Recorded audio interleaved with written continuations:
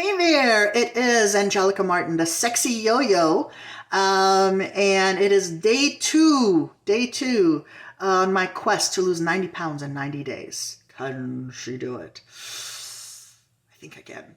I know I can. And you know why? Because I've got your support. Oh my God, thank you so much for all the kind words, um, for all the sweet words, the uplifting messages that I got yesterday. They helped me out tremendously. I will tell you in just a bit how much. Good news, I lost 8/10 of a pound between yesterday and today. And yeah, so looking forward to a lot more great news on that end. Like I said, us fat people, we are experts. We know, all the things to do, all the right things to do, all the exercises to do, all the foods that we should eat or shouldn't eat.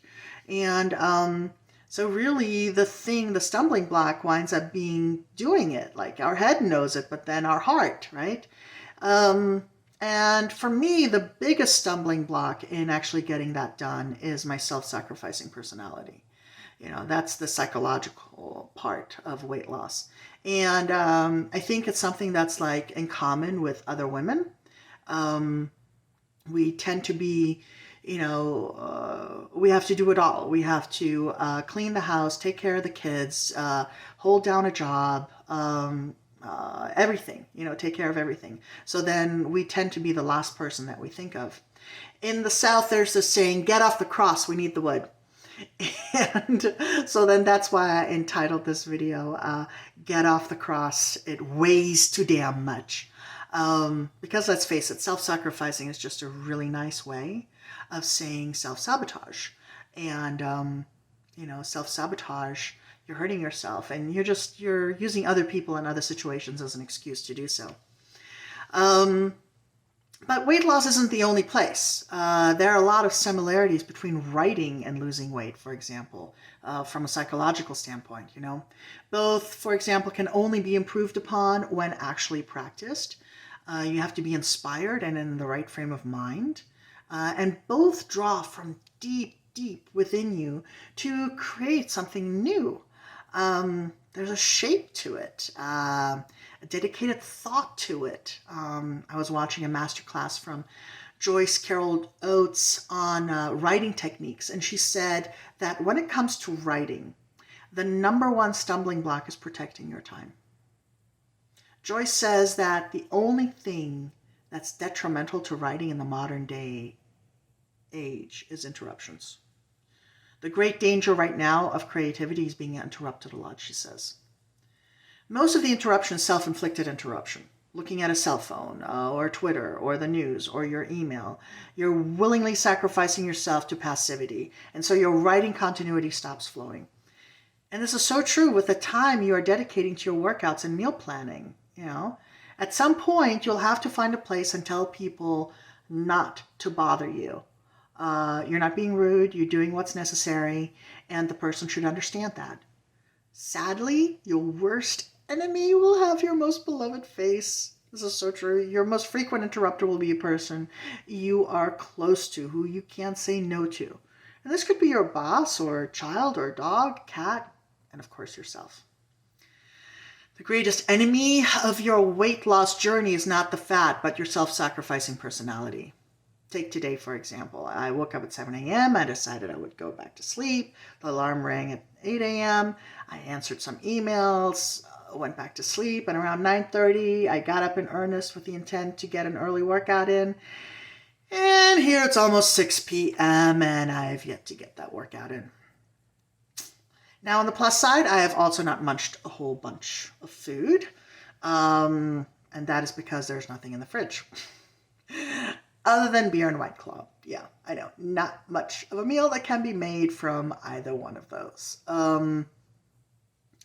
It's pretty sad that my fridge resembles that of a 20-something-year-old bachelor pad. And what's even worse is I'm 48 years old, and my son, who's 22, who actually is a bachelor, has a fridge that looks better on the inside than mine. But he also has a waist that's 12 inches around, so he can eat whatever he wants. So the positive is that I have not been pigging out on fast food or junk food. I have taken control of my environment, but I also have not done anything actively moving things forward in the weight loss direction. I don't know how many of you can identify with this scenario, but I can't be the only one. Like I said, fat people are smart like that. We are psychological ninjas when it comes to all the reasons we just simply don't have the time or the energy to do what we know we need to do. So we self-sabotage.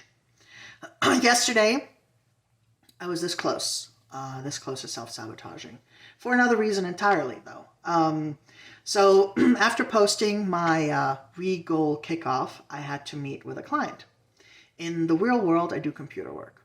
So anyway, I'm meeting with this client, and I won't even go into it, but essentially within the span of 10 minutes, he kicked me out of his house. It was about a COVID-19 discussion, and it wasn't even really much of a discussion.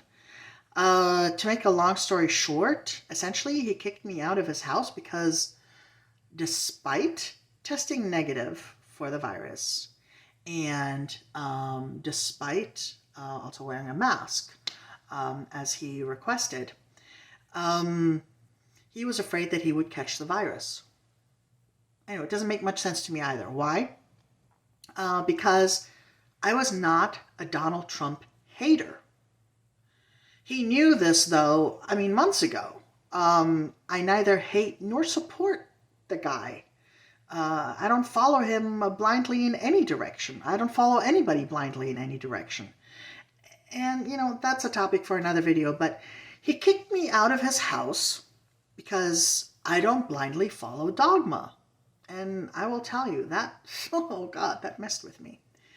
I'm a people pleaser. I'm used to doing right by people, and I self-sacrifice for a living. So yeah, that messed me up. And had it not been for the supporting words I'd received all throughout the day from you people, I would have said, F it, and just dove into the next cheesecake with a bass mouth wide open. But instead, I went to the gym, got in a solid hour workout, and then dove into the cheesecake. Okay, not really. But I did have an adult beverage. I do allow myself those. Low carb, vodka, soda, lime type of thing. So I bring that story up because it is an example of how being that self-sacrificing one, we are stealing time away from what needs to be done. And having the support group, just like an addict does, is important to stay on that track. So thank you guys. I really appreciate that. Anyway, that is my story for stealing away time for myself. And, now I'm wondering, what are some of your excuses that you come up with? And what do you do to try to overcome it? It's not as simple as pull yourself up by your bootstraps because, well, if we could do that, we wouldn't be overweight. Leave a message in the comment section and remember to like or subscribe. I will be giving you guys updates every day on what I've learned from you and how to improve on that mental karate on making smaller numbers on the scale. Till then, lift strong and eat light.